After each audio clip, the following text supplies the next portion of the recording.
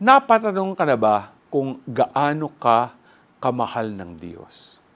Simple lang naman, kahit gaano ka pa kamakasalanan, kahit ano pa ang nagawa mong mali sa iyong buhay, kahit paulit-ulit kang nawala sa presensya ng Diyos, siya ay palaging handang hanapin ka at palaging handang tanggapin at patawarin ka. Madalas may mga pagkakataon na nahihiya na tayo sa Diyos. O kaya naman feeling natin na wala na tayong pag-asa, pero huwag kang matakot, huwag kang mangamba. Si Jesus, hinihintay ka lang niya. Si Jesus, palaging handang yakapin ka kagaya ng paghanap at paghagkan niya sa lost sheep ayon sa Ebanghelyo. Handang iwan ni Lord ang 99 para sa iyo.